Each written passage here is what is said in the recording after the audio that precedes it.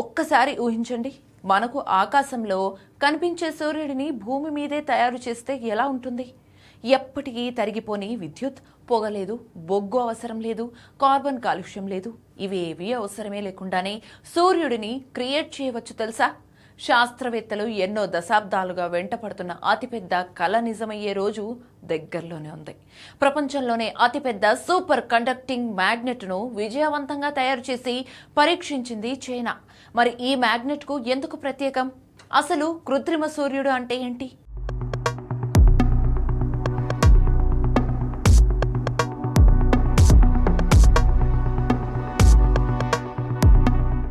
ముందుగా ఒక చిన్న ఉదాహరణ తీసుకుందాం. మన ఇంట్లో గ్యాస్ స్టవ్ వెలిగితే మంట వస్తుంది కదా, కానీ సూర్యుడిలో మంటలు గ్యాస్ వల్ల రావు.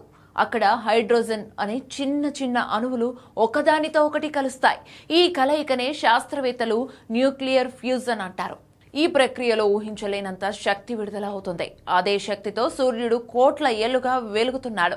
ఇప్పుడు అదే ప్రక్రియను భూమిపై ఒక యంత్రంలో సృష్టించాలనేదే కృత్రిమ సూర్యుడి లక్ష్యం. కానీ ఇక్కడే ఒక పెద్ద సమస్య ఉంది. హైడ్రోజన్ అణువులు కలవాలంటే ఉష్ణోగ్రత ఎంత ఉండాలో తెలుసా? 100 మిలియన్ డిగ్రీల సెల్సియస్, అంటే దాదాపు 10 కోట్ల డిగ్రీలు. ఇది సూర్యుడి గుండె భాగంలోని ఉష్ణోగ్రత కంటే కూడా ఎక్కువ. ఇంత వేడిని ఏ ఇనుము, ఏ ఉక్కు, ఏ లోహం కూడా తట్టుకోదు. ఆ వేడిని తాకిన వెంటనే కరిగిపోతుంది. మరి ఆ వేడి పదార్థాన్ని ఎలా నిలబెడతారు? అక్కడే ఆ మహామ్యాగ్నెట్ రంగంలోకి దిగుతుంది. ఇది సాధారణ అయస్కాంతం కాదు.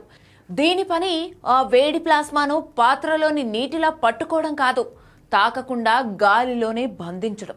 ఎలా అంటే, 2 అయస్కాంతాల దగ్గర ఒక వస్తువును తేలుతున్నట్లు చూసి ఉంటారు. అదే సూత్రాన్ని లక్షల రెట్లు శక్తివంతంగా ఉపయోగించి 10 కోట్ల డిగ్రీల ప్లాస్మాను రియాక్టర్ గోడలకు తాకకుండా మధ్యలో తేలియాడేలా ఉంచుతుంది. అందుకే ఈ మ్యాగ్నెట్ కృత్రిమ సూర్యుడి వెన్నెముక అని శాస్త్రవేత్తలు చెబుతున్నారు.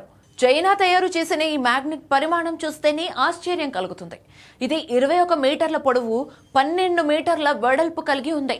బరువు ఏకంగా 582 టన్నులు. ప్రపంచంలో ఇప్పటి వరకు తయారైన ఫ్యూజన్ రియాక్టర్ మ్యాగ్నెట్లలో ఇదే అతి పెద్దది. అంతర్జాతీయ ఫ్యూజన్ ప్రాజెక్టర్ ITER కోసం తయారైన మ్యాగ్నెట్ల కంటే 1.3 రెట్లు ఎక్కువ పరిమాణం, 3 రెట్లు ఎక్కువ శక్తిని నిల్వ చేసే సామర్థ్యం దీనికి కలిగి ఉందని చైనా చెబుతోంది. ఇక ఈ మ్యాగ్నెట్ బయట ఉష్ణోగ్రత మాత్రం -269 డిగ్రీల సెల్సియస్, అంటే భూమిపై సహజంగా కనిపించే చలి కంటే ఎన్నో రెట్లు ఎక్కువ. ఒకవైపు -269 డిగ్రీల చలి, మరోవైపు లోపల 10 కోట్ల డిగ్రీల వేడి.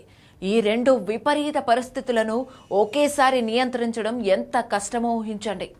అంతేకాదు, ఇందులో 1,00,000 ఆంపియర్లకు పైగా విద్యుత్ ప్రవహిస్తుంది. అయినా దాదాపు శక్తి వృధా కాకుండా పనిచేసేలా శాస్త్రవేత్తలు దీన్ని రూపొందించారు. అంతేకాదు, ఈ మ్యాగ్నెట్ కనీసం 60 సంవత్సరాలు నమ్మకంగా పనిచేసేలా ఇంజనీరింగ్ చేశారు. ఈ ప్రాజెక్టును పూర్తి చేయడానికి 6 సంవత్సరాలు పట్టింది. ఈ ప్రయాణంలో 47 పేటెంట్లు, 25 పరిశ్రమ ప్రమాణాలు కూడా నమోదయ్యాయి. ఇదొక్కటే కాదు, కృత్రిమ సూర్యుడిలో మరో కీలక భాగమైన సెంట్రల్ సోలెనాయిడ్ కాయిల్ను కూడా చైనా విజయవంతంగా పరీక్షించింది. కారులో స్పార్క్ ప్లగ్ ఇంజిన్ను స్టార్ట్ చేసినట్లే ఈ కాయిల్ ఫ్యూజన్ ప్రక్రియను ప్రారంభించి కొనసాగించడంలో కీలక పాత్ర పోషిస్తుంది. ముఖ్యంగా ఈ 2 సాంకేతికతలను విదేశాలపై ఆధారపడకుండా పూర్తిగా తమ దేశీయ సాంకేతికతతోనే అభివృద్ధి చేశామని చైనా ప్రకటించింది. ఈ విజయానికి ముందు కూడా చైనా మరో ప్రపంచ రికార్డు సృష్టించింది.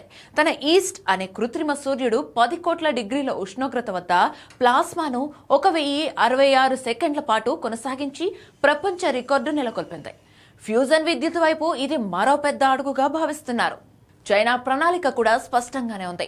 2027 నాటికి తదుపరి ఫ్యూజన్ రియాక్టర్ను పూర్తి చేయాలని భావిస్తోంది. 2030 నాటికి తొలిసారి ఫ్యూజన్ ద్వారా విద్యుత్ ఉత్పత్తి చేయాలని లక్ష్యంగా పెట్టుకుంది. ఆ తర్వాత ప్రపంచంలోని తొలి ఫ్యూజన్ విద్యుత్ కేంద్రాన్ని నిర్మించాలని భావిస్తోంది. అయితే ఒక విషయం మాత్రం గుర్తుంచుకోవాలి, ఈ విజయం గొప్పదే అయినా ఇంకా ప్రయాణం పూర్తి కాలేదు. మొత్తం రియాక్టర్ నిర్మాణం, దీర్ఘకాల పరీక్షలు, ముఖ్యంగా ఖర్చు చేసిన శక్తి కంటే ఎక్కువ శక్తిని నిజంగా ఉత్పత్తి చేయగలమా అనే అతిపెద్ద సవాలు ఇంకా మిగిలే ఉంది. ఆ పరీక్షలో విజయం సాధించిన రోజే ప్రపంచ విద్యుత్ రంగంలో ఒక కొత్త యుగానికి నాంది పలికినట్టే. ఎందుకంటే ఆ రోజు వస్తే బొగ్గు కోసం తవ్వకాలు అవసరం ఉండకపోవచ్చు, చమురు కోసం దేశాలు పోటీ పడాల్సిన అవసరం తగ్గిపోవచ్చు, కార్బన్ కాలుష్యం భారీగా తగ్గవచ్చు, కోట్లాది మందికి అంతులేని స్వచ్ఛమైన విద్యుత్ అందుబాటులోకి రావచ్చు. అందుకే ప్రపంచం మొత్తం ఇప్పుడు చైనా కృత్రిమ సూర్యుడి ప్రయాణాన్ని ఆసక్తిగా గమనిస్తోంది. ఒకవేళ ఈ కల నిజమైతే అది కేవలం చైనా విజయమే కాదు, మొత్తం మానవాళి భవిష్యత్తును మార్చే విజయం అవుతుంది.